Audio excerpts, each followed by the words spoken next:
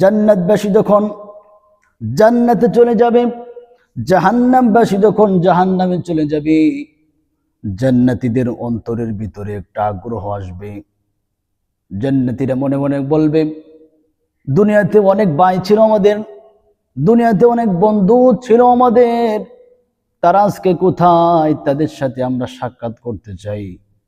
এই মনের ভিতরে যখন আসবে, আল্লাহ তাআলা সূরাতুল মুদ্দাসসিরের ভিতরে ইরশাদ করেছেন 40 নম্বর আয়াতে, ফি জান্নাতি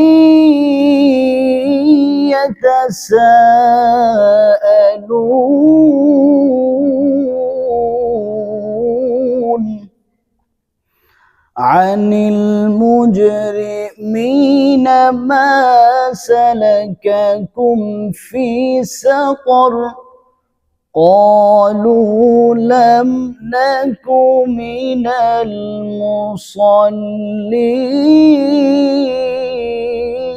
المصلين। জান্নাতবাসী যখন জাহান্নাম সম্পর্কে, জাহান্নামীদের সম্পর্কে আলোচনা করবে, পর্যালোচনা করবে, এক পর্যায়ে জাহান্নামবাসী সম্পর্কে আলোচনা পর্যালোচনা করতে থাকবে। জান্নাতবাসী জাহান্নামীদেরকে জিজ্ঞাসা করবে, হে ভাই, হে আমার বন্ধু, তোমরা জাহান্নামের ভিতরে কেন আসলে বলো। জাহান্নামবাসীরা উত্তর দিবে, ক্বালু লাম নাকু মিনাল মুসাল্লিন, আমরা নামাজ পড়তাম না। দুনিয়ার ভিতরে আজান হয়তো, হাইয়া আলাস সালাহ বলা হয়তো, কিন্তু আমরা মসজিদে যেতাম না, আমরা নামাজ পড়তাম না, ঠিক সময়ে নামাজ পড়তাম না। মসজিদে আজান 5 ওয়াক্ত দেওয়া হতো, কিন্তু নামাজের সময় আমরা মসজিদে যেতাম না। এ হলো 1 নাম্বার কারণ।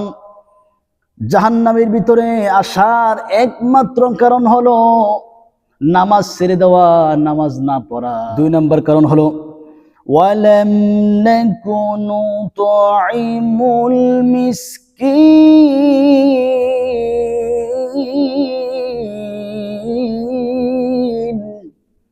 2 নাম্বার কারণ হবে, দুনিয়াতে আমরা যারা মিসকিন ছিল তাদেরকে আমরা খাওয়াইতাম না।